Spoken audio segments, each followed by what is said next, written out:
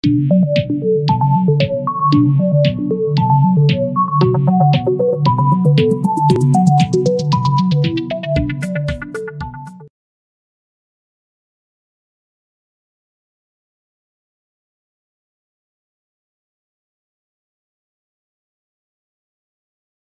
tarde, gente. Boa tarde, vocês estão em casa, vão acompanhar depois. Essa é a 27ª edição do projeto Café, Cultura e Diversidade. E a gente traz o tema Filosofia, Rock e Baião, o encontro entre Schopenhauer, Raul Seixas e nosso queridíssimo Luiz Gonzaga. E aí, como disse o meu amigo Wellington Pós, né, vai ser um baião de 3. Então, muito obrigado a Ismael Lima e ao Francisco José, o nosso projeto, e ao Raul Rock Bar, pela parceria, por mais esse evento. Muito obrigado. Então, vamos lá. Boa tarde, né? Bom dia e boa noite, né? Porque caso alguém veja em outro momento, né? Vai contemplar, né, todos os momentos, já que o tempo é fluxo, né? A gente vai falar um pouco sobre uma temática que eu considero que é interessante, porque ela acaba trazendo o que é inusitado, né? Um encontro de um filósofo alemão, né, do século XIX, XVIII, um compositor baiano de rock, né, e um compositor pernambucano de forró e baião. Então é uma mistura que parece um tanto, talvez num primeiro momento não muito inusitada, singular, né? Porque a gente vai encontrar nesse diálogo, né, desses autores, compositores, filósofos, né, falando aí de uma forma bem ampla, esse diálogo, né, das ideias com a música, né, e a filosofia vai aparecer de uma forma, digamos, tanto sonora, né, já que o Schopenhauer diz que a filosofia, né, ela se expressa também através da música. A música é a filosofia em linguagem sonora, mais ou menos isso, né? Aí pensando, né, nesse período que a gente está tendo o aniversário aqui do bar, do Raul Rock Bar, a gente está pensando nessa possibilidade de fazer também um evento diferente, né, de trazer uma conversa, né, não mais uma palestra, mas um diálogo, que a gente pudesse contemplar esse aspecto, né, da nossa cultura popular, né, da cultura nordestina, e que também trouxesse um pouco da filosofia e o rock, né, porque às vezes o rock parece ser assim, uma espécie de gênero musical um tanto rebelde, né, um tanto subversivo, né, mas muitas vezes também a gente encontra no meio roqueiro alguns aspectos retrógrados também, né, reacionários. E a gente tem visto isso nesses momentos assim, mais recentes, em que a sociedade vai se dividindo, né? Mas a gente quer resgatar justamente esse aspecto mais de transgressão, de rebeldia, né? E a figura do Raul é a figura que, digamos, sintetiza, né? Que converge todos esses elementos. Porque o Raul traz a filosofia como uma referência fundamental na sua obra musical. O Raul diz que, na verdade, não é um cantor, não é músico, né? Ele queria ser um escritor, né? Mas como via que no Brasil a leitura era um tanto complicada, era um tanto difícil, o acesso, né? O que ele fez? Ele resolveu colocar aquilo que era suas ideias, o seu pensamento, né? Tudo aquilo que ele assimilou na sua música. Então a gente pode entender que a música do Raul é o seu livro, né? O seu livro sonoro. E entre as influências muito fortes que o Raul recebeu, uma delas está na filosofia, e aí por isso a figura do Schopenhauer, né, que é um filósofo alemão de extrema importância, né, no século XIX. E outra influência que é fundamental, né, que é inesquecível, né, não dá para esquecer, falar de Raul e não falar de Luiz Gonzaga, é quase que uma blasfêmia, porque a gente vê que a boa parte das músicas do Raul bebem nessa fonte, né, do baião, do forró, da cultura nordestina. Então, o momento, né, de juntar essas três coisas, fazer um baião de 3, é algo que a gente achou que seria, nesse período, né, que o bar está fazendo aniversário, e passando um mês do aniversário do Raul, aniversário de morte do Raul, foi em agosto, que também foi aniversário de morte do Elvis e do Luiz Gonzaga, né? Então agosto, né, embora muitos achem que é um mês, né, um tanto, mas ele tem essas três figuras aí emblemáticas, né? Elvis Presley, Raul Seixas e Luiz Gonzaga. Então a gente já tinha tido um encontro, né, aqui no bar sobre o Raul, mas aí a gente pensou, que tal a gente reforçar esse encontro, trazendo mais essas duas figuras aí, uma da filosofia e o nosso querido Luiz Gonzaga. A gente vai ter aí o Baião do 3 de primeira. E pensando nisso, eu lembrei, né, que o nosso amigo Ismael Lima, eu ia dizer ex-aluno, mas ele agora é professor, então fica até estranho falar ex-aluno, mas ele é amigo, parceiro de várias atividades, vários eventos, e lançando o livro, né, o livro dele, que é fruto de uma pesquisa de monografia, que trata justamente do diálogo, né, um diálogo possível, e um diálogo necessário, da filosofia schopenhaueriana com a música de Luiz Gonzaga. Por isso que o título é Música e Sofrimento. Né? Claro que o sofrimento não é do Schopenhauer, né? Apesar de ele ser um cara muito ligado a essa questão do pessimismo, mas que também perpassa um pouco da obra, né? do Baião, né?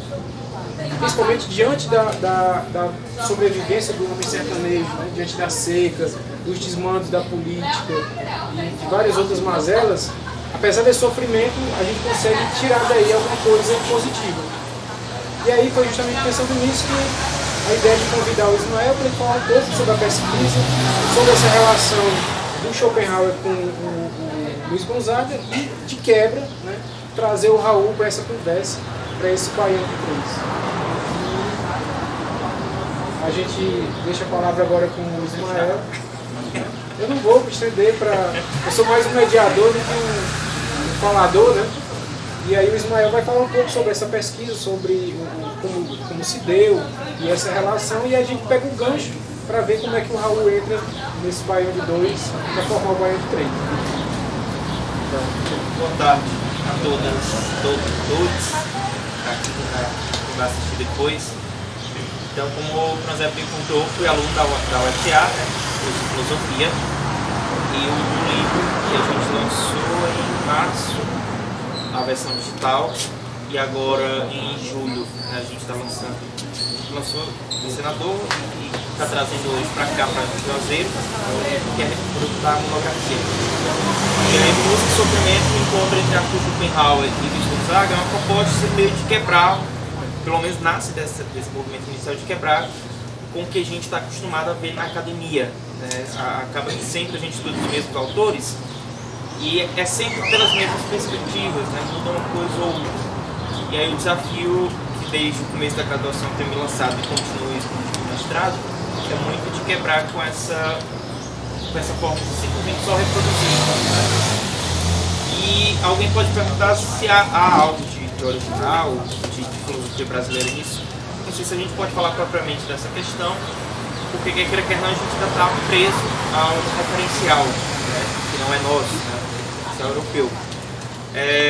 Mas, de certo modo, é um outro movimento, exatamente porque a gente deixa de só pensar por lá e passa a pensar o que vem de lá, mas a partir das nossas próprias categorias. Né? Então eu fiz isso na graduação com o Luiz Gonzaga, isso acabou partindo dessa perspectiva, a gente acabou idealizando um projeto que desde de 2014 até 2019 esteve ativo na UFCA e foi o Trilhas Filosóficas, né? Que tinha essa pretensão de percorrer as cidades do Cariri para pensar a cultura local, a cultura regional com o olhar da filosofia.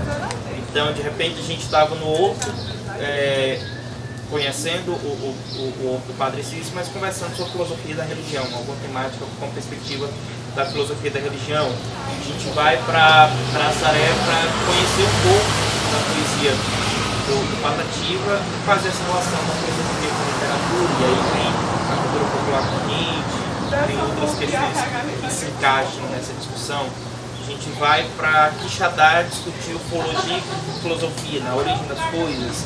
Existe vida para além do que a gente chama de terra, né? E o que é que a gente, na verdade, compreende como vida, né? Vida inteligente, enfim. E aí a gente vai desenvolvendo exatamente para fazer filosofia a partir do que é nosso. Então tem na graduação como fruto o livro, né? A monografia, que aí vira livro. No mestrado eu trabalho a questão dos campos de concentração da seca do Ceará pela perspectiva biopolítica. E aí a gente dialoga com muita gente, né? Tem o Lacan, vem a Arendt, vem Foucault, a proposta para um doutorado aí para a Juliette Butler e aí, enfim, fazer essas conexões todas. E a gente inicia a pesquisa, na verdade, com Nietzsche, e com o passar do tempo a gente muda e vai para o Schopenhauer. Schopenhauer é conhecido como filósofo pessimista, né? A obra do Schopenhauer é uma obra que é considerada uma filosofia pessimista, porque em tese, né, ele resume a existência tendo como essência o sofrimento, tudo é sofrimento. O que a gente chama de felicidade, na verdade, são pequenas pausas, pequenos momentos que a gente consegue encontrar de neutralização desse sofrimento, né, um certo refrigério, mas que, em essência, tudo é sofrimento. Não tem como fugir desse movimento, né, do movimento da morte. Mas, o Schopenhauer ele vai pontuar que, apesar da vida ser sofrimento, existem formas de neutralizar, né, de dar uma pausa nesse sofrimento e possibilitar um respiro ao indivíduo. E aí uma dessas possibilidades é justamente a arte. Só que não é toda e qualquer arte, né? Ele vai pontuar que, primeiro, o sofrimento é fruto da vontade, né? A vontade é essa mola propulsora de vida, né? O que nos faz querer viver, mas o problema dela é porque a gente está sempre querendo, né? E esse querer incessantemente, né, constantemente, é o que nos leva a sofrer, porque a vontade ela nunca é saciada. Então a gente está sempre, a gente nunca está contente com o que a gente tem, a gente está sempre querendo alguma coisa. Então a partir do momento que a gente realiza um desejo, 10 novos desejos ele vai dizer que surgem. Então se a gente pensar na nossa vida, é de fato isso. Então quando a gente é adolescente a gente quer ficar adulto o mais rápido possível, quer terminar os estudos. Só que terminar os estudos para fazer uma faculdade, quer terminar logo a faculdade porque quer um emprego, porque quer ir para o mestrado. E ele está sempre nesse querer alguma coisa e nunca se satisfaz com nada. E aí acaba vivendo sempre no pêndulo entre a ansiedade, né, entre o tédio e essa angústia que é gerada exatamente pela ansiedade, a ansiedade pelo fato de que você ainda não tem o que você quer, e o tédio pelo fato de que você já tem e simplesmente fica se questionando, tá, o que é que falta agora, né? E aí fica nessa oscilação. Aproveitando só a deixa do que ele está falando, eu lembrei que o Hegel tem uma frase que diz que o nosso desejo é tão infinito que só o infinito pode preencher. E justamente dentro dessa, também remete a Santo Agostinho, né, também que tinha uma frase nesse sentido, em que o Schopenhauer ele traz uma reflexão, que depois o Freud também vai beber nessa fonte, que é justamente essa ideia de uma vontade inconsciente, né, que busca se realizar, mesmo que preterindo o próprio destino de cada indivíduo, né? Então, uma vontade cega que arrasta tudo. E é justamente nesse boom, né, de desejo, de impulso da vontade, dessa vontade cega e irracional, é que a figura do inconsciente também vai, digamos, ser imaginada pelo Freud, até porque o inconsciente é uma hipótese, né? Não é algo que possa se verificar, mas que bebe na fonte, né, fundamental do Schopenhauer. Por isso que é um pensador que é um clássico, né, da filosofia alemã, que é aquele que não deixou de dizer ainda tudo que poderia dizer. No sentido que é atual. E tem muito tem uma questão muito interessante, que ele pensa exatamente nessa perspectiva que a gente tem de agora, de acessível imediato, que é o que a gente vai chamar de representação, e a vontade, né? O mundo é vontade e é representação. Então, a possibilidade de neutralizar o sofrimento, porque o sofrimento é próprio da representação, né, é exatamente conseguir acessar a vontade. Só que aí, na verdade, a gente vai ter um contraponto depois, e aí, inclusive, eu trabalhei essa discussão relacionando com o Pablo da Rocha, mas esse trabalho foi muito bem só de deboche. Porque o professor não gostou muito lá da porque era discutindo melancolia, né, e a partir do Pablo da Rocha. E entrava o Bergson, enfim. Porque o acesso à vontade é o que, por mais incoerente que seja, já que a vontade é fonte de todo e qualquer sofrimento, acessá-la do nível mais direto, mais imediato, deveria ser causa também de sofrimento, que é na verdade, né? Mas quando a gente consegue chegar a esse nível de acesso à vontade, geralmente é através da capacidade de transmissão do gênio, do homem de gênio, que eu falo daqui a pouquinho. Então o homem de gênio consegue transmitir para nós a mensagem direta da vontade, e isso nos possibilita esse descanso. Mas para o homem de gênio que consegue acessar essa vontade diretamente, ao passo que ele tem um descanso, ele também tem uma dor, uma angústia, um sofrimento que é muito maior, né? Porque está ali diretamente com a causa de toda a sua angústia. Então a música, ao mesmo tempo que neutraliza, né, que dá uma pausa na roda de Dixon, na roda de sofrimento, é também potencializadora desse sofrimento no que diz respeito ao homem de gênio. E aí, ele, como vai com essas questões todas, de ser vontade, de ser interpretação, ele vai trazer para a gente a arte como uma das possibilidades de neutralizar o sofrimento, ou seja, de fazer com que a vontade, obviamente, ela não deixe de agir, ela não deixe de ser vontade, mas ela se torna algo aceitável, sustentável em um determinado momento, em um determinado contexto. E aí, sendo a arte uma dessas possibilidades, o Schopenhauer vai discutir, tá, mas todo tipo de arte faz isso? É capaz de fazer isso? Obviamente que não, né? Ao mesmo tempo que sim, porque ele vai criar uma hierarquia das artes. E essa hierarquia das artes, ela é criada a partir da perspectiva de objetivação da vontade, ou seja, qual dessas artes mais se aproxima da vontade, né? Dessa transmissão direta do que é a vontade. E aí ele vai pontuar, vai fazer toda a hierarquia, e todas as artes, na verdade, possuem um certo grau de objetivação da vontade, mas que até a poesia, todas elas continuam sendo essencialmente mera reprodução das ideias, né? Cópia das ideias, não da própria vontade. Somente a música, por isso o título Música e Sofrimento, é cópia imediata da vontade, ao ponto de que a gente poderia falar: o mundo é música e representação, né? A música pode ser, o que a gente compreende como vontade, pode ser muito bem substituído, segundo Schopenhauer, pela música. Então poderia não existir mundo, mas música sempre existiria, né? Sempre existiu. E aí ele vai fazer essa hierarquia, começando da arquitetura, né, dessas artes que ele vai chamar de mais frias, digamos assim, porque não há uma representação imediata da vontade, né, das ideias, por mais que tenha toda sobremesa. E aí num nível mais acima tem a questão da jardinagem, porque aí já envolve uma dimensão com a natureza, uma relação com o que é vivo, com o que é mais orgânico.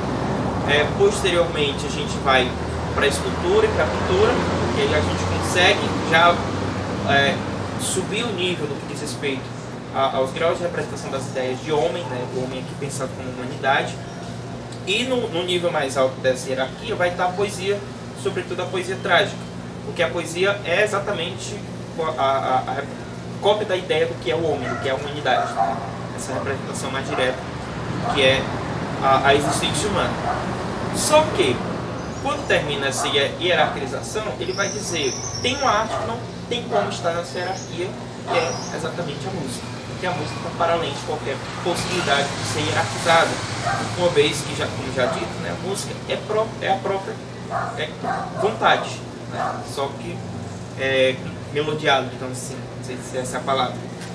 E aí ele vai colocar: a música é a arte suprema, por isso que ela não cabe nessa hierarquia. E aí é tanto que ele vai se debruçar num capítulo exclusivo só para falar da música, né? No vontade de apresentação. Vou fazer só um parênteses, aproveitando a deixa, até para contextualizar um pouco essa discussão, né? Porque essa discussão tem a ver inicialmente com estética, né? E a estética na filosofia é uma disciplina muito recente. Ela é do século XVIII, né? A primeira obra que recebe esse título estética é uma obra de 1750, né, do Baumgartner. Porque até então a gente tinha a filosofia da arte, que era a filosofia voltada para entender a arte, né, a função da arte. E também existia uma outra disciplina, uma outra abordagem, que era a filosofia do belo, da beleza. Estava preocupada em entender o belo em si, independente de ser o belo artístico, o belo natural, né, as várias dimensões da beleza. Então a gente vai encontrar na tradição, né, desde os gregos até a modernidade, essas duas abordagens, mas que nem sempre conversam. principalmente porque elas também não tratam de uma outra questão, que é a questão do conhecimento através da arte. Se buscava entender qual é a função da arte, se é moral, se é uma função mais técnica, etc. Ou entender o que é a beleza, como é que a beleza se manifesta e tudo mais. E aí no século XVIII, o Baumgarten, que é um pouco anterior a Schopenhauer, ele vai sistematizar uma disciplina chamada estética, que abarca essas três dimensões, que é a dimensão da beleza, manifesta na obra de arte, e a dimensão do conhecimento sensível. Então você tem aí um tripé, né? Então você tem o conhecimento através do sensível, você tem a obra de arte e você tem a beleza. Então você, nesse tripé, digamos assim, você vai ter o objeto, né, fundamental da estética. E aí que Schopenhauer entra, né, juntamente com Hegel, com Kant, com outros autores do mesmo período, que são pensadores que vão tentar entender qual é a função da arte, mas não apenas qual é a sua função, mas até que ponto a arte produz em nós conhecimento. Por isso que, né, constantemente o Schopenhauer está dizendo até que ponto a arte pode nos levar a conhecer melhor a vontade, né, a verdade que se revela na vontade. Então é aí que é necessário entender essa hierarquia das artes. Porque existem algumas formas de arte que são mais próximas, né, dessa manifestação, né, do conhecimento, da verdade, e outras que nem tanto. Então, para o Hegel, por exemplo, vai ser a poesia, a literatura, é a forma de arte mais elevada. Para Kant, é a música. No caso do Schopenhauer, também vai ser a música. Dentro desse contexto da filosofia do Schopenhauer, que entende que existe uma vontade, né, que subjaz, que é inconsciente, que é um impulso. Então, a música seria aquela forma de manifestar essa vontade tal como ela é. E é justamente onde entra essa discussão que o Ismael... E essa visão, na verdade, começa a mudar já com o Renascimento, né? A arte, mais do que ser mera reprodução de beleza, mas com o Renascimento a gente vê que a visão do artista, do intelectual também, né? Exatamente, tem uma produção intelectual ali também, tem uma produção de conhecimento ali. Então essa perspectiva ela começa a ser germinada, né? A ser trabalhada exatamente com esse Renascimento. Não é só arte por arte, né? Tem conhecimento aqui, tem um ar de inteligência aqui que nos transmite alguma coisa. Conhecimento, verdade. E a própria verdade. E aí exatamente os filósofos da modernidade começam a aprofundar isso de forma mais... Porque a gente vê, geralmente a gente entende arte, pelo menos assim, no senso comum, como um entretenimento, né? Como uma coisa mais decorativa, como uma coisa que está ali apenas para preencher o ócio, né? O vazio, né? do nosso período de trabalho. Quando a gente está nesse... Por isso que tem a palavra ócio e negócio, né? O ócio é não fazer nada e o negócio é o não ócio. Então a arte seria o que ocupa esse período, né? Em que a gente não está trabalhando. Mas aí justamente nessa linha, né, da autonomia da arte, do artista, é que vai se compreender que a arte também traz conhecimento. Não é à toa, né? E não é apenas uma cereja do bolo, não é apenas um elemento de entretenimento. A arte também é, de certo modo, filosofia. A arte também traz o conhecimento da verdade. Schopenhauer, inclusive, faz essa ligação, né? A música como sendo a filosofia mais elevada, né? E a filosofia também sendo música. Aí, só mais um detalhe, é aí que entra também a questão do Raul. Onde é que o Raul entra nesse baiano, né? Porque o Raul também foi influenciado pelo Schopenhauer. Depois eu vou até citar aqui um trecho de uma entrevista em que ele vai dizer que quando ele estava iniciando esse processo aí da música, né, de entrar na música, porque o Raul era produtor musical. Ele não era, ele nem imaginava que seria um grande artista, né, e tudo mais. E aí ele foi começando a receber influências variadas, né, esoterismo, filosofia, fez o vestibular para direito, aí começou a assistir às aulas de filosofia. E um dos autores que ele mais se sentia atraído era pelo Schopenhauer. Porque o Raul também tem uma visão tanto trágica da realidade, né? O Raul tinha medo de morrer, em alguns momentos era meio pessimista, né? Tem aquela coisa da paranoia, né? Que até virou música, né? Tem Paranoia 1 e 2. Então o Raul tinha muito essa coisa. E ele tinha medo de ser cantor, porque ele lembrava da questão do John Lennon, né? Que o John Lennon foi morto por um fã, né? E aí ele tinha esse temor de que acontecesse a mesma coisa com ele. Então o Raul traz uma marca do pensamento de Schopenhauer. Inclusive a obra que ele mais faz referência é As Dores do Mundo. traz essa questão. Claro, dando essa influência do Schopenhauer com a questão da música do Luiz Gonzaga, que traz um sofrimento do homem sertanejo, mas ao mesmo tempo com a força, né, do homem sertanejo de enfrentar isso, o Raul consegue, digamos, e não é à toa, eu acho que a primeira música do Raul a explodir vai ser Let Me Sing, Let Me Sing, que é uma mistura de baião com rock, né, Elvis Presley e Luiz Gonzaga. E aí ele converge, né, para essa leitura do Schopenhauer, aqui Tem uma música no Nietzsche, tem uma citação direta das Dores do Mundo, do Schopenhauer. Eu tenho uma salva aqui rapidinho. Então é nesse sentido que é importante a gente ver como é que se entrecruzam, né, esses autores, né? Tanto o Luiz Gonzaga, que, claro, o Luiz Gonzaga não era primeiramente um grande compositor, né, um grande escritor de letras, isso ele depois vai adquirir. Ele era muito mais aquele da vivência, né, da música, e esteticamente o Luiz Gonzaga construiu aquele modelo do baião que a gente conhece, né? Ele juntou os elementos que estavam dispersos. Ele juntou ali a zabumba, a sanfona, o triângulo, aquilo com aquela indumentária do cangaceiro, né? Aquilo é uma construção criada por ele, né? É uma produção estética dele, né? Que ele acaba também trazendo aí o Patativa do Assaré, né? Com a Triste Partida. Então, todas essas referências, né, vão ser sintetizadas na obra do Luiz Gonzaga, né? A música do Raul, tem um trecho das Dores do Mundo que é justamente quão longa é a noite do tempo sem limites, comparado ao sonho curto da vida, né?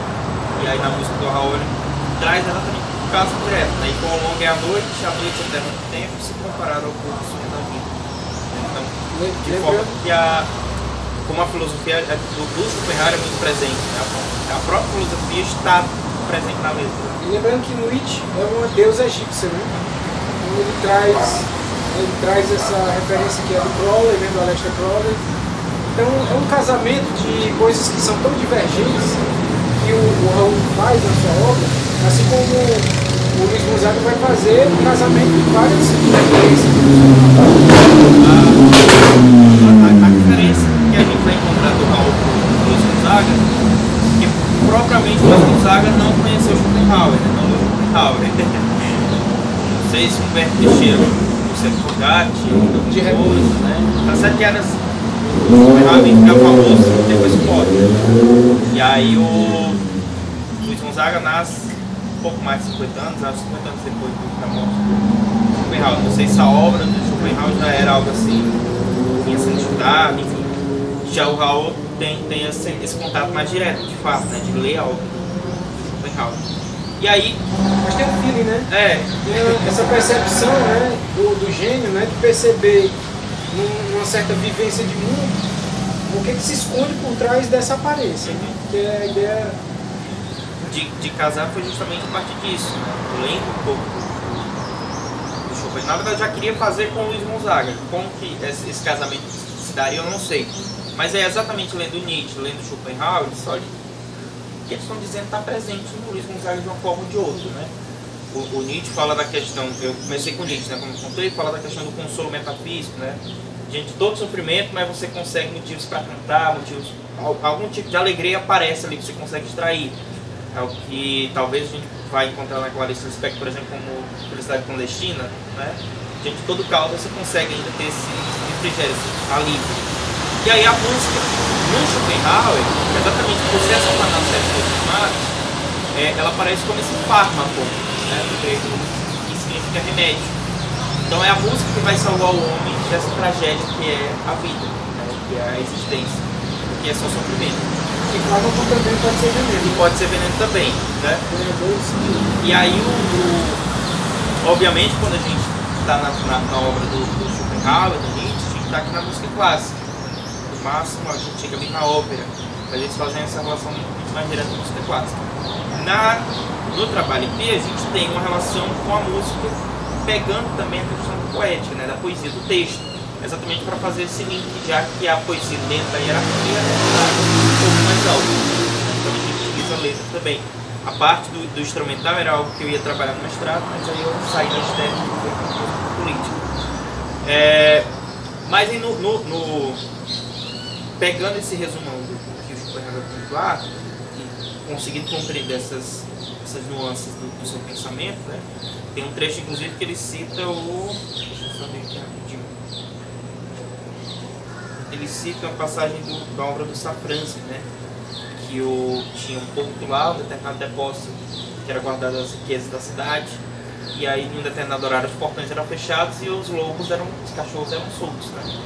Ou seja, depois que soltavam os cachorros, ninguém mais entrava porque senão poderia ser assassinado pelos cachorros. E aí um violonista bêbado embriagado, resolve entrar para pular o muro e entrar com o seu violoncelo. E aí nisso, quando ele pula, os cachorros vêm na direção dele para atacá-lo, ele simplesmente senta e começa a tocar. Quando ele começa a tocar, os cachorros simplesmente se acalmam, sentam e ficam ali com ele, como se estivesse admirando, assistindo ali aquele espetáculo. E aí o Schopenhauer faz essa ligação ao ponto de dizer que a música tem um poder tão imediato, tão forte, que até mesmo sobre o que é instintivo, né, dos animais, ela consegue agir. Então o que há de mais instintivo na gente, né, que é mais natural, que nos toca de uma forma mais feroz, digamos assim, a música consegue neutralizar, consegue acalmar, né? Pega essa passagem do Orfeu, né? Da mitologia grega e também tanto o Pitágoras quanto o Platão tem essa concepção, né, de que determinados modos musicais, né, eles têm um efeito sobre o caráter, né, a alma, né, tanto do homem quanto dos outros seres, né, sencientes. Então essa tradição de entender qual o papel da música do ponto de vista moral, né, do ponto de vista psicológico é muito referente na filosofia. E Schopenhauer vai pegar isso de uma forma muito mais ampla, né? Porque agora ele vê a música do ponto de vista metafísico, não é nem mais psicológico só, não é nem mais esse aspecto aí emocional, mas é entender como é que a música transmite uma linguagem sonora, né, de frequências, ela consegue transmitir a essência da realidade. Isso é algo para além do que a gente pode pensar na medida em que a gente só conhece a música mais imediatamente, a gente só escuta, né, tem aquela sensação agradável, mas não entende. Existe aí uma concepção cosmológica, metafísica, né, da música, e inclusive o Pitágoras dizia que existe a música dos planetas, né, as esferas, elas produzem música, né, é como se todo o universo fosse uma grande sinfonia. Então o Schopenhauer pega isso também de uma forma assim, muito, né, digamos, muito bem fundamentada, porque ele consegue ver além disso, né? Ele vai dizer, inclusive ela transmite a própria essência do homem, que é essa vontade. Não é apenas cosmológica, ela tem algo que perpassa o próprio íntimo do ser humano. E aí, então exatamente ao ouvir Luiz Gonzaga e ler Schopenhauer, a gente percebe que há algo de alguma coisa, tem um pouquinho de alguma coisa ali de um e de outro que se cruzam, né, que dialogam. E aí, como eu contou, eu trabalho a questão da música, mas trabalhando muito a partir das letras, né, das músicas do Luiz Gonzaga. O Schopenhauer ele trabalha até mesmo a questão instrumental, né, os tons mais altos, os tons mais baixos, né, os graves, os agudos, a rítmica de cada música. Essa parte era o que eu ia exatamente trabalhar no eventual mestrado, mas mudei a rota. E aí, quando a gente vai pro Luiz Gonzaga, o que é que tem esse foco da poesia? Exatamente porque o próprio Schopenhauer vai dizer, o poeta ele reflete a própria ideia de humanidade. Então o poeta ele transmite, né, na poesia exatamente aquilo que a humanidade sente e pratica. Talvez por isso, por exemplo, as músicas do Luiz Gonzaga sejam tão vivas até hoje, né, porque elas simplesmente traduzem, refletem aquilo que é da vivência do homem sertanejo, né, do homem do sertão. Se a gente pega, por exemplo, Asa Branca, né, que é exatamente a primeira música que eu cito, né, a gente tem ali uma poesia que qualquer pessoa que mora no sertão tem um contato com a vivência da seca, com a experiência da falta d'água, dessa coisa toda que a gente conhece, não tem como não sentir, de uma forma ou de outra, que essa música fala de si, fala do seu lugar, fala do seu povo, né? Então, é uma música está aí até hoje, né? Desde sempre, continua sendo cantado em diversos idiomas, por diversas pessoas. Até em japonês. Até em japonês. Independente da forma que você escuta essa música, ela quer não traz as mesmas emoções, desperta as mesmas questões, né? Faz com que a gente lance olhar sobre a mesma realidade. Lembrando que o Raul tem uma versão em inglês da música Asa Branca, né? White Wings. Ele fez também para, além daquela referência que ele faz do Baião do Let Me Sing, ele faz uma versão em inglês de Asa Branca, né? Trazendo também para um público mais amplo. Né? Sim. E aí, talvez seja um reflexo exatamente dessa questão do Chopin espiritual. Né? Exatamente porque é reflexo do que é vivido pelos indivíduos, né? Pelas pessoas. Então não tem como eu não sentir afetado por essa música, uma vez que ela fala da minha realidade. Né? O pessoal do Sul, não sei, hoje não, porque a gente vive um conflito ambiental muito grande, né? E aí a galera do Sul talvez não se imaginou vivendo seca, né? A gente já vê territórios do Sul, do Sudeste, momentos de crise hídrica, né? Mas, e aí, obviamente, se a gente pega um contexto, se a gente, sei lá, 50 anos atrás, se colocar, acho que é muito. Mas se a gente pega esse contexto do homem nordestino ouvindo Asa Branca e de alguém do Sul ouvindo Asa Branca, obviamente as sensações são totalmente diferentes, porque quem está no Sul, até então, talvez nunca imaginou o que é uma seca, né? Então tem uma visão muito... Até que a visão é tão equivocada que acha que o Nordeste é só seca, né? Só miséria. Né? Então acho que é algo que, quando está em período de seca, não tem água em canto nenhum, né? Não tem muito disso. E aí, outro momento que a gente percebe uma reflexão que é também da filosofia, que é essa compreensão da música como um fármaco, né, como um remédio, é a própria música que nem Giló, né? A quem me dera voltar aos braços do meu xodó, saudade assim faz doer, e amarga que nem Giló, mas ninguém pode dizer que me viu triste a chorar, saudade, o meu remédio é cantar. Ou seja, o Schopenhauer traz essa coisa que a vida é sofrimento, o Luiz Gonzaga traduz com figuras de linguagem muito interessantes, né? A vida é que nem Giló. Giló é algo ruim, eu não sei, eu nunca comi ter doce que seja ruim. Já por isso que eu não comi. Mas tem muito dessa figura de linguagem, né? A vida é de comer Giló, não é algo ruim. No meio dessa coisa toda, desse sofrimento todo que atravessa o Luiz Gonzaga, da saudade, tem que ter deixado o seu sertão, né? A música consegue ser esse remédio. Né? Quando ele canta, ele consegue neutralizar essa dor. Por mais que ao cantar, ele rememore toda a dor vivida, né? De sair da sua casa, da amada que ele deixou, da família que ele deixou. Mas é uma memória distanciada. Né? Exatamente. E é muito desse papel do homem de gênio, é conseguir acessar tudo aquilo que é causa do seu sofrimento, sem que necessariamente sofra novamente com tudo isso, né? E aí o homem de gênio tem um acesso direto e a gente tem um acesso a partir dos olhos dele, ele meio que empresta os olhos pra gente. E aí tipo, a gente não sofre a mesma dor, porque enfim, ela já é meio que traduzida, né, entregue de uma forma mais suavizada, exatamente no formato de música. Né? Só um detalhe. Eu falo nesse conceito de homem de gênio, porque é um termo, gênio, um termo muito próprio da estética do século XVIII, né? Em que principalmente os alemães, né, o Schiller, o Kant, o Schopenhauer, o Hegel vão falar sobre a ideia do gênio, né, que é aquela figura, aquele indivíduo que tem uma sensibilidade, que tem uma percepção diferente e consegue, digamos, sintetizar todo um espírito de uma época na forma artística, né, seja ela qual for, na música, na literatura, na cultura.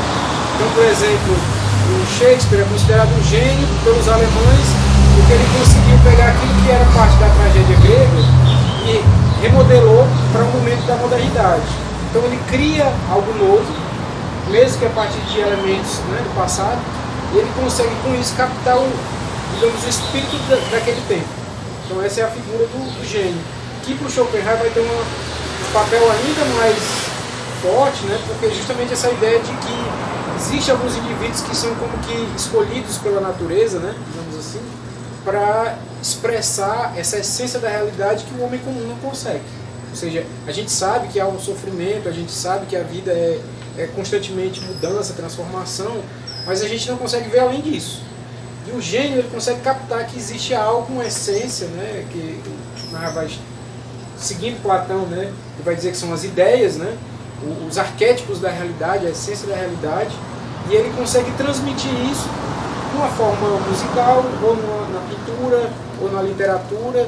Então ele tem esse caráter que é distinto, né, singular entre, né, os vários indivíduos. Então o homem de gênio, né, na arte, na estética desse período, é uma figura fundamental, justamente para entender por que esses indivíduos têm, alguns são considerados loucos, né, porque eles são tão excêntricos, né, a própria palavra excêntrico é aquele que não está no centro, né, está fora do centro, que está como se estivesse divagando, se estivesse além, mas na verdade eles realmente é que estão no centro da compreensão da realidade, né? E aí o Schopenhauer pega essa figura do gênio e o Ismael faz um negócio aqui, uma mágica, aqui, um feitiço nesse texto dele, que é falar do aço preto, e é uma metáfora perfeita, porque eu juntei metáfora com perfeita, né? É uma metáfora perfeita dessa figura do gênio, o aço preto, né? O aço preto, você, ao cegar os olhos, ele canta de forma mais bela, ou seja, ele deixa de ver o fora para enxergar o dentro, né? Ou seja, ele enxerga introspectivamente, só assim ele consegue extravasar a beleza que, né, a gente às vezes não consegue perceber no mundo mais imediato. Ainda que o canto possa ser um canto triste, mas não deixa de ser belo, né? Quem chora sanfonia, chora sanfonia minha dor. Mas é uma música que está falando de choro, de tristeza, né, de dor, mas é alegre, né? Olha como é o paradoxo aí que está em jogo nessa produção. O Aço Preto, né, do Luiz Gonzaga, ele tanto é pelo menos nas duas percepções, né, tanto pode servir como representação do que é o conceito do homem de gênio, do Schopenhauer, mas a própria ideia do consolo metafísico do Nietzsche, né? Exatamente porque, obviamente, vai sair por aí falando do Aço Preto, né?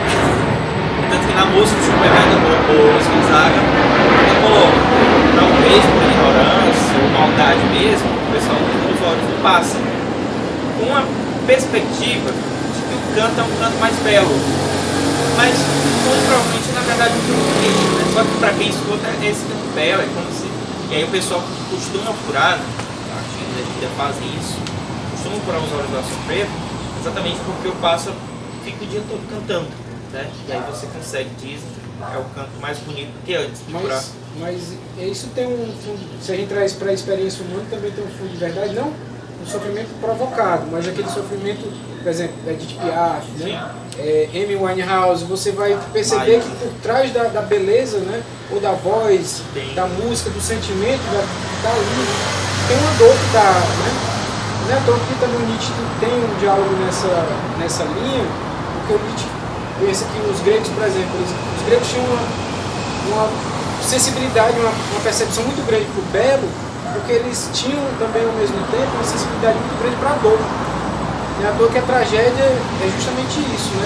É tentar superar o sofrimento, uma espécie de purificação do sofrimento através da beleza que é produzida. Então, sem a arte, nós estaríamos todos destroçados, né? Quer dizer, nós estamos em parte, né? Já estamos um pouco destroçados, uns mais, outros menos, mas a arte consegue fazer essa não sei se sublimação, superação, né? Mas tem essa coisa que a arte consegue fazer que nenhuma outra forma, né? Nem o conhecimento, né, dá conta de fazer. A pandemia trouxe essa comprovação, né? Seria de nós, desses quase 2 anos de pandemia, sem a arte, né, sem a música. E aí, obviamente, chegou um tempo que a gente não aguentava mais lives, mas exatamente as lives que ajudaram, né? Tanto as lives de música, as lives teatrais, né, de declamação de poesia. Então, esses espaços que foram constituídos virtualmente, de certo modo nos ajudaram, de certo modo não, né? De todos os modos, nos ajudaram exatamente a enfrentar esse momento que é caótico, né? Que a gente não sabe aonde que vai dar, porque a gente ainda está vivendo esse momento, né? Apesar de que tem essa noção de que, olha, já está acabando, mas o que é que de fato está acabando, né? É simplesmente só o fato de que daqui a pouco está todo mundo vacinado? Tá. Mas o vírus continua. E aí depois, como que a gente pensa tudo isso, né? A organização sociopolítica econômica mundial, né? A pandemia é fruto de que o sistema falhou, né? E aí, o que é que vem depois? A gente continua, volta ao normal? O normal é repetir o que a gente fez até agora, né? Bolsonaro continua sendo presidente. Então, como que a gente lida com tudo isso, né? Com todas essas angústias? Então, a arte, de certa forma, nos ajuda a enfrentar um pouco isso. Se a gente for para uma manifestação, por exemplo, a gente vê que a arte está ali presente, né? As pessoas que se pintam, as músicas que são tocadas, né? Tem muito de arte nisso. É a primeira que é sexeada, né?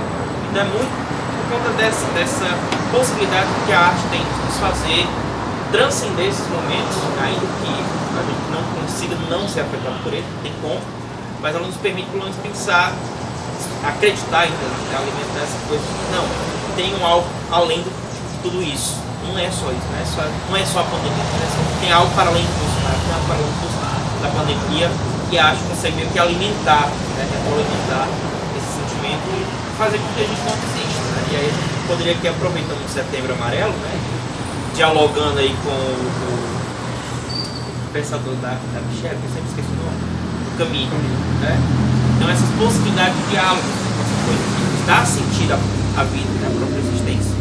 O Gonzaga encontrou exatamente na música essa coisa do dar sentido, né? Tanto que muitas das músicas que a gente vai ter do Luiz Gonzaga, ele devota o seu amor pleno na música, né?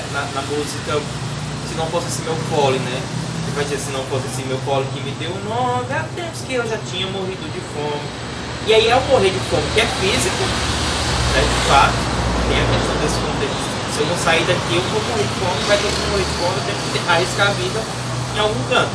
E aí a música traz essa coisa de garantir a sobrevida, né, para Gonzaga, para a sua família e tudo mais, outra condição de vida, mas que também morrer de fome, que não é morrer de fome, é garantir a vida espiritual, né, interna, né, sentimental, emocional, porque a música vai transcender toda e qualquer dor, todo e qualquer sofrimento que ele precisou atravessar até chegar onde chegou. Aí, aproveitando, voltando só para fazer a referência que a gente não pode esquecer do Raul, né? Que o Raul também está nessa mesma vibe, né? Porque embora a gente veja o Raul como um cara debochado, né?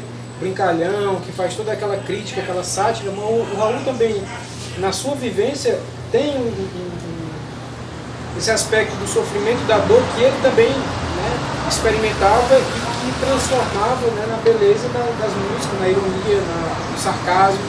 Então o Raul é mais uma dessas figuras que, como o Luiz Gonzaga, né, consegue transmutar a dor, o sofrimento em beleza. Mesmo que às vezes uma beleza mais, né, nesse sentido mais satírico e tudo mais, mas o Raul também passa por essa experiência, né? Principalmente os últimos anos, né, da vida do Raul, principalmente na década de 80, né, até a morte dele em 89, foi um período turbulento, né, em que ele estava envolvido, né, em várias crises, né, crise de identidade. Se a gente pegar, por exemplo, o baú do Raul, que tem um diário, né, do Raul e vários textos que ele escrevia aleatoriamente, guardava, que depois foi publicado, a gente vê o Raul constantemente falando disso, né, dessa falta de sentido da vida, né, das coisas que são extremamente caóticas, que não há mais esperança, né, com o desencanto com a política, o desencanto com a geração, né, dos anos 80, porque a geração dos anos 60 era uma geração que tinha a promessa de mudar o mundo, né, pela arte, pelo Woodstock, né, pela Flower Power, né, toda aquela ideia, a era de Aquários, tudo. Mas aí quando chega nos anos 70 vem as repressões, as ditaduras, o Raul também conduzido, né, é convidado a sair do Brasil para ficar um pouco fora, já que ele causava tanto, né, rebuliço, né, com aquela ideia de uma cidade das estrelas, né, uma sociedade alternativa. Aproveitar, deixa, Franzé, lembrando que ele textualiza isso, né? Ei, anos 80, charrete que perdeu o condutor. Exato. Era só. E aí, justamente, nos anos 80 a gente vai ver um período, digamos, de decadência do Raul, não decadência do ponto de vista da criatividade, mas de uma decadência agora física, né? Ele já tinha passado por várias crises, né? Devido ao alcoolismo, devido a essa desesperança dele já, e que o Marcelo Nova, digamos, alguns dizem que se aproveitou da situação e tentou resgatar o Raul, mas causou talvez o aceleramento da morte dele, né? Por conta disso, esse aceleramento, aceleração, às vezes as palavras assim enganam a gente, mas enfim, nesse período, né, no final dos anos 80, o Raul já estava numa vibe assim tinha sido internado durante um tempo para recuperação, né? A velha reabilitação, mas que às vezes não reabilita tanto, porque a pessoa fica ali presa, né? Então, esse sofrimento também, vivido pelo Raul, é transformado em música, né? E vocês veem o desencanto quando ele escreve aquela música Cowboy Fora da Lei, né? Em que ele, antes ele era visto como Messias, né? Como profeta, né? Desde Gita, mas aí no Cowboy Fora da Lei, eu não sou besta para tirar onda de herói, né? Eu não quero ser prefeito, pode ser que eu seja eleito, alguém vai me assassinar. Então, o Raul já estava naquele momento já de... Né? E tem uma música também interessante, que é a Geração da Luz, que ele é tipo o testamento dele, né? É o meu testamento, eu deixo com vocês, a minha lucidez e tal. Então, o sofrimento que ele também passou, né, vivenciou, é um dos elementos, digamos assim, está na base da produção mais forte, né, da obra do Raul, que casa justamente com esse pensamento, né, schopenhaueriano, e de certo modo ainda tem a fonte, né, do baiano, do Luiz Gonzaga, porque o Raul ainda produziu muita coisa, né, e, embora a gente não tenha assim, às vezes acesso a outras músicas, a gente conhece só o que o rádio toca, né, mas isso está presente, né, muito forte, e essa sensibilidade com o sofrimento. Eu vejo exatamente com essa perspectiva de transformação da música, com essa capacidade de transformar o que é dor em alegria, em alívio, ainda que momentaneamente, né? E aí sobre a ação do Homem de Gênio, pegando o Raul, pegando o Gonzaga, e também trazendo essa compreensão do Schopenhauer, a música Sanfona Sentida do Luiz Gonzaga traduz muito disso, né? Essa libertação do sofrimento, né? Então ele traz um de 76, Sanfona Sentida, e ele contou exatamente dessa coisa do som da sanfona que desperta as mais variadas sensações, as mais variadas emoções, sempre uma perspectiva de neutralização, de alívio, né? de tornar aquele momento, por mais que seja um momento de dor, de saudade, de angústia, de estar em um local longe dos seus, enfim, de tudo que é a vida para Luiz Gonzaga, no momento em que a sanfona toca, no momento em que essa sanfona sentida se manifesta, é como se nada disso mais tivesse o peso que tem, né? E aí meio que durante esse momento que Luiz Gonzaga respira para voltar a seguir a sua caminhada, né? E aí a música é justamente vem amor, vem cantar, pois meus olhos ficam querendo chorar, deixa a mágoa pra depois, o amor é mais importante a luz, a sanfona sentida em meu peito gemendo, vai machucando e o meu peito de amor vai morrendo, quanto mais chora me entrego todinha ao amor, e teu gemido desfaça em minha alma essa dor, seja o gemido da sanfona. A sanfona toca essa dor que é angustiante, que é aflitante, né? Que traz essa coisa muito sofrida, mas é aliviada, transformada na alma, toca de outra forma quando toca, sendo acompanhada pelo som da sanfona. E aí essa é a proposta exatamente de trabalhar essas percepções, de tentar compreender o que há de Luiz Gonzaga em Schopenhauer, o que há de Schopenhauer em Luiz Gonzaga, dialogando a partir dessa perspectiva da música e do sofrimento.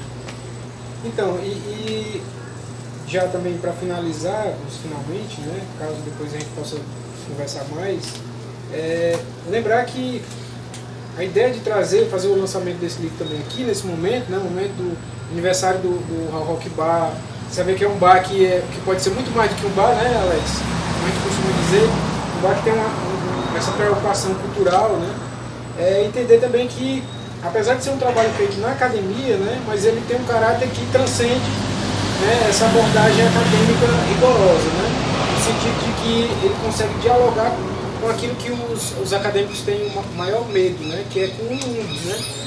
Às vezes é melhor ficar naquele castelo, né, naquele mundo. Às vezes eu comparo a universidade com aquela música da Sandy Júnior, né.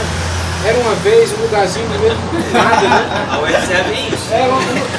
O UFC é esse modelo, né? Então se distancia de tal modo da sociedade que é muito mais cômodo ficar naquela bolha, né, pensando para si mesmo, naquele narcisismo, né, da Feira das Vaidades Acadêmicas.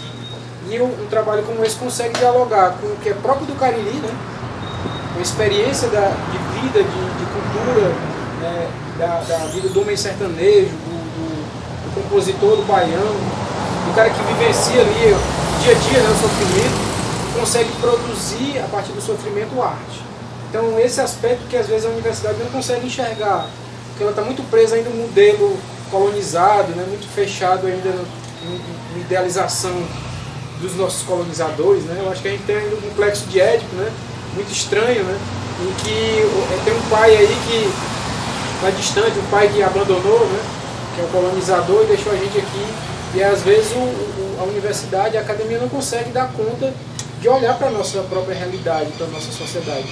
E esse trabalho tem essa, digamos, essa pegada, essa percepção de fazer filosofia, né, para além da glosa, né, para além da leitura erudita, mas uma leitura que tem essa percepção, né, do que está à nossa volta. Vamos fazer para resumir o porquê desse trabalho. Exatamente porque desde quando eu cheguei na graduação, primeiro quando foi para chegar eu fiquei entre música e filosofia, né? E aí, para qual que eu ia? Curso de música e filosofia. Na verdade não era para ter para nenhum, porque enfim, uma hora ensinando no Pompeu, nunca tinha pisado no Cariri, como é que vai sobreviver em terra desconhecida e tal, né? E aí acabei indo para filosofia, mas sempre com essa perspectiva, né? E aí eu tenho, inclusive, já no segundo, terceiro semestre da graduação já estava definido, é alguma coisa com Luiz Gonzaga, né? Com quem seria eu não sei, mas era sempre a partir dessas ideias, né? O que a gente escreve? É escrito para quem, né? Para quem a gente produz conhecimento? E aí é muito fácil a gente falar para os nossos, né? Então é muito fácil eu pegar, aqui no caso Schopenhauer, na mestrado, no momento que eu leio na Agamben, tentando ler Agamben, muito fácil eu falar sobre a Agamben com o Carol, que já escreveu um artigo comigo, com o meu orientador, com a galera que está no mestrado, que já tem uma leitura básica, que seja da filosofia política. Mas é para essa galera que eu estou produzindo apenas? Né? Não, eu acho que tem muita gente por trás, né? Tipo, não tem a bolsa, mas quer querer que não. A bolsa é gratuita, é uma universidade pública, então qual é o retorno que a gente dá para a sociedade? Então vou escrever uma obra que simplesmente vai estar inacessível para a grande maioria das pessoas? Que sentido tem nisso, né? E aí a época eu estava, é tanto que eu demorei 8 anos para entregar o texto, né? A graduação são 4, 2015. Em agosto, o oitavo semestre, eu já tinha pago todas as cadeiras só para ficar com a monografia. Voltei para assinador e decidi abandonar o curso, senão vou entregar. E aí eu lembro de um dos colegas que disse, mas faz qualquer coisa, porque um certo tu já se livra. Disse, mas essa é a questão, não é para fazer qualquer coisa. E na verdade, desde o quinto semestre eu apresento esse trabalho. Nunca apresentei na UFCA, só na defesa. O primeiro lugar que eu apresentei foi na Bahia. Fui para Ouro Preto, fui para São Paulo, nunca na UFCA. Foi naquela vez, naquela foto, né? Foi. E eu acho que tem muito disso, né? Não é um trabalho só da academia. Tá? Que apareceu a lembrança do Facebook ontem, né? Que é justamente lá em Feira de Santana. E aí, desde essa apresentação de 2014, 2015, eu dizia muito, olha, se for só para falar, só para apresentar, a gente pode marcar agora. Agora o texto, eu posso escrever o texto de qualquer forma, né? Tem que sofrer um pouquinho. Exatamente. Mas um 7, e aí primeiro para o Mariano, né? Eu não quero um 7, eu quero 10, né? Obviamente, ou algo perto dali. Tinha muito disso também. Só que depois eu percebi que não é nem tanto por isso. É porque o texto que eu tenho que escrever tem que ser um texto. Aí eu comecei a dar aula do ensino médio e foi que eu introjetei muito essa ideia. É um texto que os meus alunos do ensino médio consigam ler. Por mais que não entendam a coisa toda, mas pelo menos quando chegar na parte do Luiz Gonzaga, vão compreender minimamente. Né? Tem alguma coisa de filosofia em Luiz Gonzaga, e isso vai ser compreendido. Luiz Gonzaga botou o Schopenhauer para dançar. É, né? E aí no mestrado a mesma coisa. Né? Não tem como a gente ficar só até hoje a gente tem poucos, na verdade não é que tem poucas produções acadêmicas sobre o senador Pompeu, a gente tem poucos. E aí o meu foco é senador Pompeu. Mas não tem, até onde eu conheço, pelo olhar da filosofia. Né? Tem muito da questão histórica, patrimonial. Então, como que a gente trabalha tudo isso? Aí, no primeiro momento, eu estou trabalhando a questão do campo, mas para depois trabalhar a própria questão da memória, né? com a caminhada da seca. Até hoje que há 40 anos acontece, né? Fazendo memória a tudo isso. E aí eu penso, tá, mas eu vou falar sobre os campos de concentração para quem? Para a academia? Não, eu tenho que pensar um texto que dialogue com o romeiro que vai para a caminhada da seca no segundo domingo, para a caminhada. Né? Então, o texto demorou muito sair por isso. Né? E aí já teve algumas pessoas lendo e disseram, não, o teu texto é um texto simples, assim, a gente consegue compreender minimamente. Né? Então é algo. E aí era muito disso, né? Eu acho que ainda daria para dar uma. Mas aí precisa de mais tempo. Ela estava rolando, segurando a vaga há 8 anos, então a UFCA queria se ver livre de mim. Aí o Levi me ameaçou, disse, não, você tem esse semestre para entregar. Aí o que eu não fiz em 8 anos, eu fiz em um mês. Ainda tem isso, eu deixo concluído em um mês. Eu vim para cá, mas sempre com essa proposta de que a gente precisa fugir desse academicismo, dessa coisa muito restrita à universidade. A maioria das pessoas entende a universidade como algo distante, é só para os gênios, né? É o Olimpo, né? É, quem consegue passar na universidade. E é tanto que tem alguns movimentos que eu acho interessante, por exemplo, do reizado, né? Em relação a UES, por exemplo, é quem dá título de mestre da cultura do Ceará, é emitido pela UES, tem esse diálogo. Na UFC tem um reizado que é um dos mais antigos do estado do Ceará, não vou lembrar o nome, mas nasceu dentro da UES, da UFC, né? E até hoje está sempre presente. A UFCA começou a dialogar com os reizados também do Caribe. E eu acho que isso é importante. A gente não tem propriamente uma produção acadêmica, tal qual a gente conhece, mas que é conhecimento também. Então, eu acho que a ideia é criar pontos de que os diversos saberes consigam dialogar. E fulano de tal, que está lá na Praça Patricício batendo perna, o Romeiro que vem de Alagoas, qualquer canto, consiga entender que é tudo isso sem precisar ter um ensino superior para saber o que é um artigo científico. Né? Consegue. São duas coisas, né? Às vezes falta uma ousadia, né, da parte de alguns estudantes. Esse aqui já tem ousadia demais, eu acho que ele tem que baixar uma prova que às vezes ele... Embora ele não tenha limite, né? O céu é o limite. Mas, e tem do outro lado, a gente tem também algumas figuras, né, vou falar da minha parte, dos docentes, que tem ainda uma mentalidade engessada, né? E quase ossificada, né? Aquela coisa bem... Apesar da gente estar na terra dos fósseis e tudo mais, parece que muita gente veio de outros lugares trazendo dentro de si essa marca jurássica, né? De não conseguir suplantar essa limitação. Eu acho que tem que realmente, o professor, o orientador e tal, tem que ter essa abertura para ver o que o cara pode dar de si, o melhor que ele pode produzir, independente do que a academia espera dele. Né? Se ele cria, ele ousa, ele é capaz de fazer digamos, uma pesquisa que foge dos padrões. Isso aqui eu acho que deve ser a questão principal, né? Dizer, o cara produziu filosofia, ele fez filosofia a partir de onde não tinha filosofia, pelo menos a rigor, né? Ou seja, pensou sistematicamente, tratou das questões, elaborou uma explicação teórica que dá conta, né? Então, com isso, a gente não precisa achar que essa filosofia pop e é menor. Pelo contrário, exige muito mais esforço, porque você tem que dar conta tanto do pensamento de um cara, né, um pensador alemão do século XVIII, XIX, e você ao mesmo tempo ser hábil em conhecer, né, a produção estética do Luiz Gonzaga e perceber que existe ali um veio filosófico, né, um fio condutor de uma reflexão sobre aquela circunstância, aquele tempo que ele viveu e tudo mais. E fazer isso, né, hoje é o grande desafio. E aí o Ismael, né, conseguiu... Teve uma prestação aqui na UFCA, os nossos professores perguntam, mas qual é a sua intenção realmente?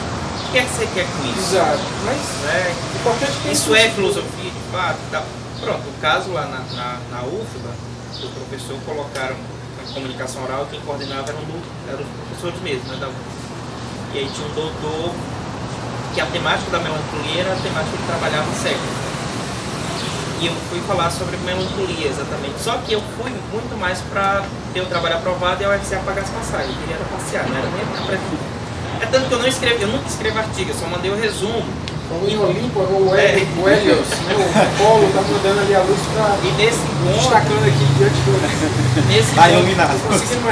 Totalmente iluminado. Nesse encontro específico, eu inclusive só mandei exatamente para ver até onde iria essa coisa do academicismo, né? Eu mandei um trabalho, eu esperava que não fosse aprovado, né? porque era exatamente trabalhando a questão. Inicialmente a proposta era a melancolia carnavalesca em Los Hermanos, né? Só que eu comecei e disse, não, vai dar trabalho isso aqui. Até porque eu tinha que aprender a fazer Los Hermanos. Aí o Pablo era mais fácil que ele estava cortando. E aí eu mudei, né, para trabalhar a melancolia a partir do conceito de sofrência em Pablo Barbosa. Tanto que o título era alguma coisa, melancolia, 2 pontos, o conceito de sofrência em Pablo da Rocha. Só que no material do evento não saiu o subtítulo, que era esse. Quando o professor leu, ele leu com maior seriedade e tudo mais, e ele disse, professor, faltou uma parte do título. E qual é? O conceito de sofrência em Pablo da Rocha. E a sala estava lotada, porque Jali fez o favor de divulgar no dia anterior, na mesa dele. Sofrência é uma categoria moral, né? Você pode incluir, né? Criar um conceito novo, né? E aí, quando eu falei isso, ele já fechou a cara. Vamos ver o que vai sair daí, né? Quando eu terminei, ele foi taxativo, ele foi o primeiro, já de cara. Só olha, eu acho que o seu trabalho pode ser qualquer coisa, menos filosofia. Eu vejo filosofia. Aí passou uns 10 minutos só nessa onda, né? E eu quase querendo dizer, não estou aqui só para viagem, né? Eu vim ler o Bertson ontem à noite de madrugada. Estou aqui pela carona, né? Eu não estou nem jogado num lugar qualquer. A gente está abandonado lá no DCE, tem nem vigil, porta escancarada. E eu vim ler ontem à noite o Bertson, nunca li Bertson. Vim de madrugada porque me obrigaram a apresentar o trabalho, só para ter o certificado. Porque senão eu ia ter que devolver o dinheiro, né? E aí ele falou, depois abriu pro pessoal. Todos os outros professores, tinha a galera do Rio, tinha Giovana, tinha Jair, mas pontuaram, olha, talvez a gente não tenha uma construção, como a gente está acostumado a ver, que é algo propriamente filosófico, né? Algo bem amarrado e tudo mais, com as estruturas que a gente conhece e chama de filosófico. Mas talvez Ismael aponte um caminho para a gente romper exatamente com essa estrutura que é muito engessada. Né? E aí a Giovana até pontuou. Acho que a discussão maior tem que primeiro compreender que a subjetividade a gente fala, mas que esse movimento é importante até para pensar a filosofia para além da universidade. Né? Então, muito mais gente escuta Pablo da Rocha do que lê filosofia. Então, como que a gente casa essas coisas para tentar tornar a filosofia acessível, pelo menos que no primeiro momento, né, não haja essa rejeição, porque pelo menos no ensino médio como professor a gente vê muito disso, né? A galera não quer filosofia, acha que é besteira, né? E aí os professores pontuaram muito disso, desconstruindo um pouco do discurso do tem um fetiche também muito grande com essas coisas que vêm da Europa, né? Um fetiche assim, porque os pensadores gregos começaram a fazer filosofia a partir de uma leitura dos mitos, né, daquilo que eles tinham na cultura deles, é uma crítica da cultura, né? A filosofia ela se baseia justamente nessa reflexão. Por que a gente não faz isso, né, aqui agora, né? A gente aprendeu a tradição filosófica na faculdade e tudo mais, e por que a gente tem que ficar reproduzindo, por exemplo, você falar alemão, francês tão bem quanto os franceses? Isso para os franceses não significa nada, né? Porque eles já falam francês, eles já têm a tradição literária e tudo mais. Não querendo dizer que não seria interessante a gente ler no original, claro. Mas eu digo do ponto de vista da filosofia, existe ainda esse fetiche. E a gente às vezes faz isso esquecendo do nosso entorno, né? Por que não fazer a leitura filosófica do texto poético dos textos do Patativa? E eu não preciso, claro, o Ismael ele foi bem, foi bem ousado, mas ainda assim ele precisou se fundamentar num autor europeu e tudo mais, não tem problema com isso. Mas se imagine a ousadia de se fazer isso sem precisar fazer essa leitura a partir de um pensador europeu. Aí que está o pulo do gato. Eu acredito que ele tem capacidade para fazer isso e eu sugiro que mais adiante ele ouse, né? Porque aí é justamente isso. Ou seja, fazer uma leitura de mundo, e hoje a gente sabe que no Brasil parece que a filosofia brasileira e não a filosofia no Brasil, né? São duas coisas diferentes. A filosofia brasileira hoje dialoga muito mais com a literatura. A gente considera que existem literatos filósofos no Brasil, embora não tenhamos filósofos no sentido mais rigoroso, né? Como aqueles grandes pensadores reconhecidos mundialmente, mas a gente tem Machado de Assis, a gente tem Clarice Lispector, que em sua obra literária fazem filosofia. E é aí que está o olhar diferenciado que a gente precisa fazer. E não só desses autores, mas também nas várias outras manifestações da cultura brasileira que precisa ser lida, criticada, superada e pensada filosoficamente. Superada aqui não é no sentido de, né, no sentido de ir além, mas trazendo essa contribuição. Né? Então, filosofar é justamente fazer essa leitura mais. A gente não precisa negar, na verdade a gente nem pode negar a tradição. A gente precisa estar habituado a ela, simplesmente só reproduzir discurso. Eu acho que ela serve, inclusive até hoje, de base para o que vem depois posterior, mas exatamente assim como os grandes filósofos fizeram, né? Pensar, o Schopenhauer, o Kant vão ter o Platão como raiz, mas fizeram sua própria filosofia, pensaram a partir de sua própria lógica, e movimento, a partir do que é propriamente nosso, a partir das nossas vivências, da nossa realidade. Acho que essa é a ideia da proposta. Acho que é isso. Eu não sei se vocês ainda querem, sei lá, comentar, perguntar, dialogar. A gente falou um pouco da temática, a gente falou tanto, né, que a gente se empolgou. Mas faz parte. Se tiver um tempinho mais, a gente pode. Inicialmente, um pouco assim, fica à vontade. Gente, assim, a explanação de vocês foi tão interessante, realmente instigante, e à medida que vocês iam falando, a vontade que tinha era de fazer algumas interferências no sentido de elaborar uma pergunta. Devia ter feito isso mesmo na hora. Tal, mas assim, de fato vocês contemplaram nesse tempo em que vocês colocaram as ideias desse filósofo e também dos dois cantores, né, grandiosos, compositores grandiosos. Eu acredito que vocês fizeram realmente um trabalho incrível. Aí eu fiquei pensando tanta coisa, eu não sei se assim, para colocar como pergunta, porque, por exemplo, você menciona que ao fazer o trabalho, você se propôs a observar, por exemplo, não o Luiz Gonzaga, que também é compositor, não é? Mas o Luiz Gonzaga, que foi um representante no campo da música, de uma produção intermitente de letras de canção. E aí, quando vai para a letra de canção, já é uma outra instância dentro do que a gente estuda de música, não é? Porque vira canção, né? Tem outra perspectiva. Aí eu poderia perguntar nesse sentido, como foi que você lidou com isso, né? No sentido de letra de canção ser uma outra categoria dentro do universo da música. E a outra coisa também é assim, as relações que vocês estabeleceram entre Raul Seixas e Luiz Gonzaga, porque aquela mesma decadência que vocês mencionavam, né, essa decadência entre aspas, já se encaminhando ali para a morte dele na década de 80, no finalzinho, Luiz Gonzaga também passou por esse processo. Ele até reivindicou em letra de canção também. Então me parece que são dois grandes compositores que vivenciaram seu apogeu em determinado momento e posteriormente tiveram suas, entre aspas, decadências, mas que deixaram um grande legado. No caso de Luiz Gonzaga, que vem antes, na sequência da tradição de música, ele criou um grande projeto de construção desse Nordeste, cheio de complexidades e problemáticas. E depois vem Raul Seixas, e é considerado um dos criadores do rock nacional mesmo, assim, no sentido literal do termo, né? Assim, por articular itens que vêm de fora, sim, mas articular com itens que estão aqui intrinsecamente na contribuição cultural nacional, porque ele não faz concessões, por exemplo, ao que é do universo da matriz cultural africana, da matriz cultural indígena e de todas as outras construções identitárias que nos atravessam. Né? Então, realmente, são dois gêneros, como vocês muito bem colocaram. E, por último, a ideia do texto, que eu fiquei extremamente assim, interessado, louco para ler, eu já li com certeza, daqui a pouco eu vejo como é que eu faço.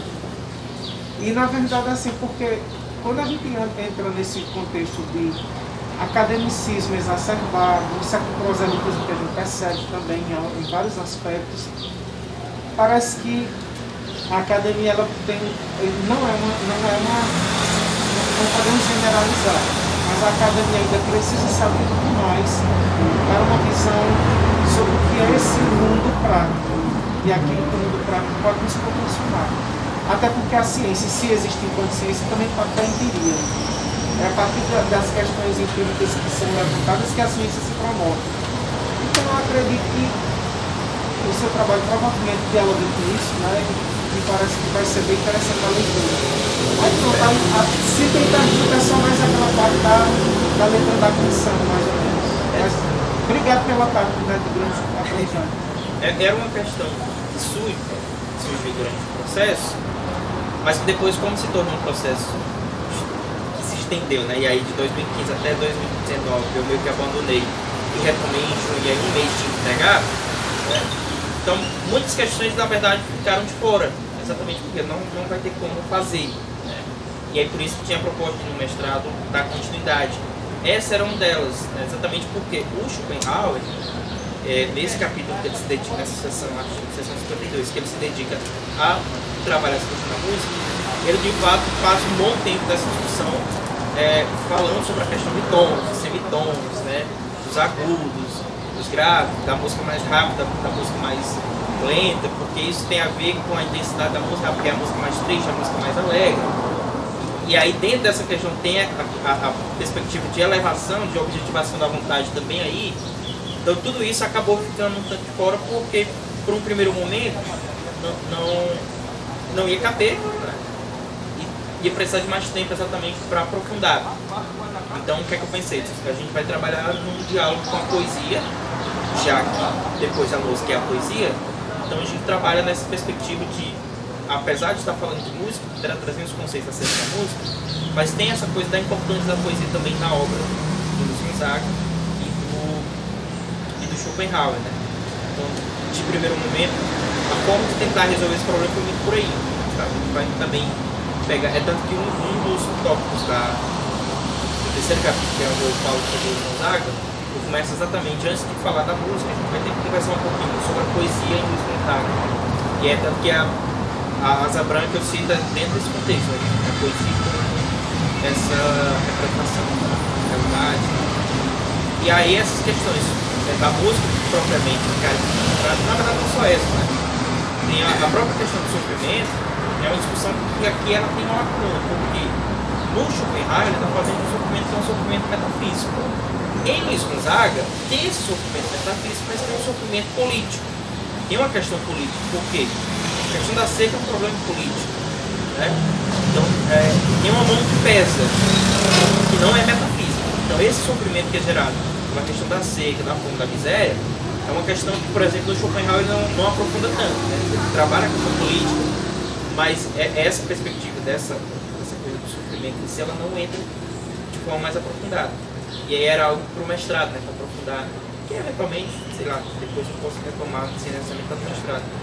Mas são algumas das coisas que aqui não aparecem, mas tem essa intenção de se trabalhar.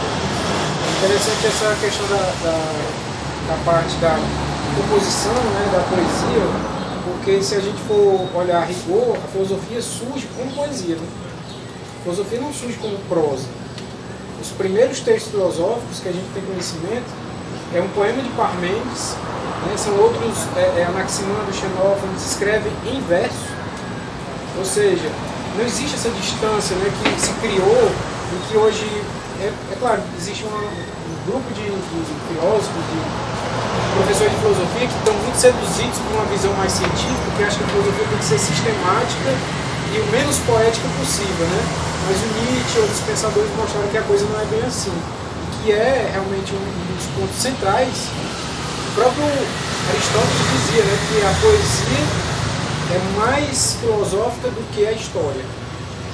Comparando Heródoto com Xenófanes, com os primeiros pensadores, a poesia tem um caráter mais filosófico, justamente porque ela vê o universal. Ela consegue ir além da mera nomeação da coisa como ela se apresenta imediatamente.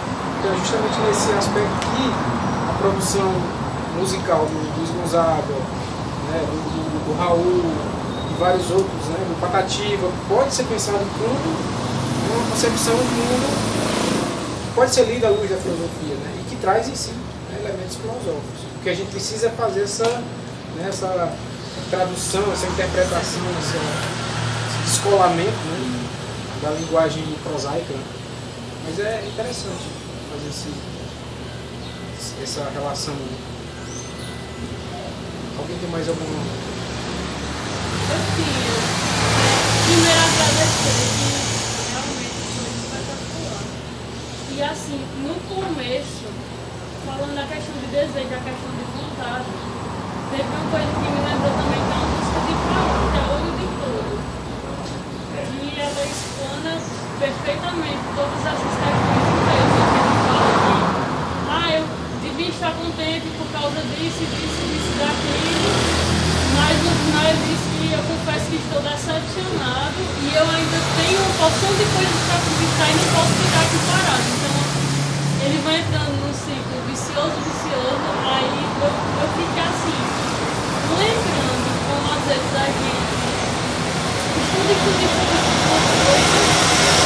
e aí o cara pega lá a coisa mais complexa, coloca 2 parágrafos no livro. E acabou, eu fico, meu Deus, como consegue? Então, essa questão da vontade está muito presente na obra do Raul, quando ele fala nessa música, na música Gita, né, que é outra que ele pegou em 5 minutos, ele consegue pegar o Bhagavad Gita, né, ele sintetiza o Bhagavad Gita em poucos versos, e ele produziu essa música, fez em 5 minutos, né, praticamente, e que também está a questão da vontade ali. E uma outra, que é Faz o que tu queres, a segunda lei que está presente na música Lei e na Sociedade Alternativa, que traz um outro aspecto que não é esse aspecto da vontade inconsciente, né, irracional que o Schopenhauer fala, mas é aqui de uma vontade plenipotente, né? Uma vontade que se sabe e quer que o mundo seja tal qual ela deseja. Então veja como a amplitude que o Raul vai trazer para essa questão da vontade, né? Da liberdade, da escolha, da decisão, né? Principalmente a decisão, né? Porque às vezes existe uma questão aí que o Raul coloca, que é cada um deve assumir o seu destino, né? E escolher, fazer a sua escolha e agir. Como ele diz, né? Basta ser sincero e desejar profundo, você será capaz de sacudir o mundo, né? Tente outra vez. Então, justamente essa é a mensagem. É assim, só pra gente finalizar, eu acho, pelo andar da carruagem, né? Eu tinha só mais 2 coisas ainda pra gente, digamos, complementar o que a gente já falou, que é uma ideia que eu queria lançar, né, pro Léo, pro Raul Jacubá, futuramente fazer o lançamento, né, inclusive está aqui, desse livro, Raul Seixas e a Filosofia, que é do André Henrique, que é professor lá na Instituto Federal do Piauí, e ele publicou recentemente. A gente entrou em contato com ele, para de repente, mais adiante, não sei, no próximo ano, não sei como é que está o calendário, a gente trazer ele e fazer o lançamento do livro, uma conversa mais ligada a Raul Seixas e a Filosofia. E seria a proposta do próximo evento, né? Não o próximo Café, Cultura e Diversidade, mas em outro momento para a gente pensar isso. E outro ponto também que só queria aproveitar, deixa para inclusive se estiver gravando, né, registrar, é que a gente teve um encontro, né, no dia 21 de agosto, que foi aniversário de morte do Raul, né, e a gente conseguiu fazer um evento com a presença do presidente do fã-clube de Fortaleza, o Jorge Lima, né, o fã-clube já tem 32 anos, né, e aí ele mandou o certificado aqui para o bar, e eu queria fazer a entrega do certificado, né, o Raulzito Rock Club confere a medalha Raul Seixas, o Raul Rock Bar e Café, pela, que eu estou sem óculos, colaboração e serviços prestados à arte e à cultura no Ceará e no Brasil. E aí a assinatura do George é um certificado oficial do FUNClub, né, que já tem digamos, uma estrada aí de eventos culturais com a temática Raul Seixas, porque Raul Seixas não é só música, né? Ou não é só música no sentido que a gente conhece aí na mídia. Raul é cultura. Então o Raulzito Rock Club de Fortaleza, ele vem promovendo desde a sua origem, né, desde a sua criação, que foi em 1990, vai com uns 32 agora, né? De eventos que invocam o legado cultural do Raul. Teses, né, de doutorado, dissertações de mestrado, monografias, pesquisas, tradução, cultural mesmo, no sentido mais amplo, né, inclusive trazendo vários outros elementos, né, da arte. E o George, né, tem feito isso, e a gente conseguiu essa parceria, né, com o Raul Rock para trazer o Jorge e fazer aquele evento aqui no dia D, né, na hora H, no bom sentido, né? E aí a gente tem, né, para entregar o certificado.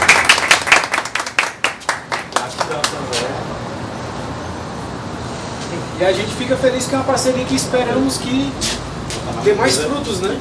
Sim, com certeza. Ah, inclusive também tem a carteirinha do fã-clube, né? Olha aí. Que o Jorge me mandou. Eu abri só para conferir. Sim, de boa. Mas assim, com todo Tem mesmo? Meninos, tem tempo para uma intervençãozinha? Só um comentário. Primeiro eu queria agradecer também a vocês, né? Pela riqueza de explanação que foi. Né? Me arrependo, Ismael, de não ter continuado contigo lá na filosofia, né? Mas isso reacende aí depois de uma conversa dessa.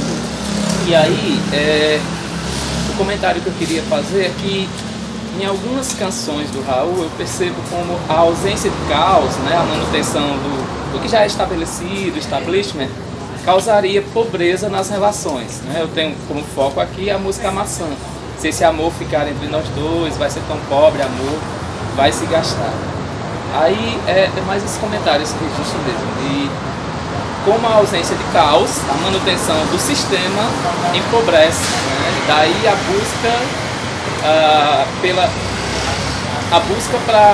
busca angustiante pela uma outra vida, pelo um outro mundo, por uma outra possibilidade, né? Como ele promove e propõe.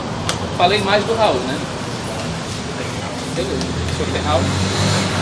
Ou seja, outros mundos são possíveis, né? Não só do ponto de vista político, mas amoroso, né? Cultural. Então, a gente entende que essa reflexão, Alex, sobre o Raul é interessante porque, embora o Raul parecesse também, se a gente olhar mais de perto, o Raul é um cara extremamente careta. Ele era um cara família, era um cara muito voltado, assim, de certo modo, até provinciano, mas ao mesmo tempo ele tinha um olhar, reconhecia, né, essa limitação que nós temos, né, não é à toa que ele diz nessa mesma música, ele diz que eu sofro, mas eu vou te libertar, né?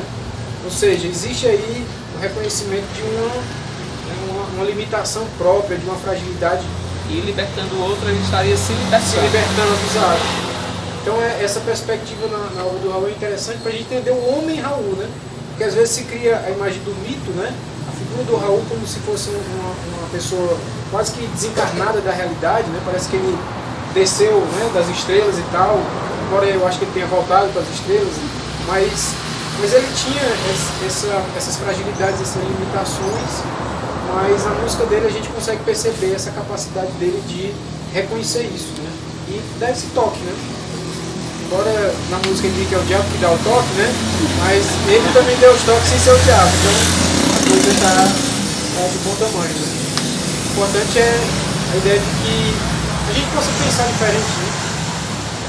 Tem uma música do Raul que diz o segredo do universo está no mambo e na consciência. Na consciência eu entendo, não entendo porque é no mambo, né?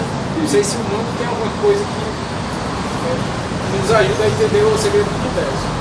Mas é isso, eu acho que o principal é a gente manter esse legado, né, e levar adiante o que está na música, né, para a gente refletir, não só do ponto de vista acadêmico, mas Mambo é uma dança, né? Mambo não é uma dança? É. O universo não é música, vocês explanaram.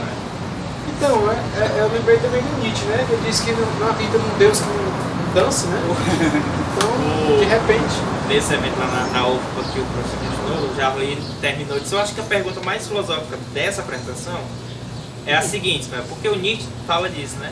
Não tem como você falar sobre música se você não vive música. Eu queria saber se você vai pro show do Pablo do Arrocha hoje à noite.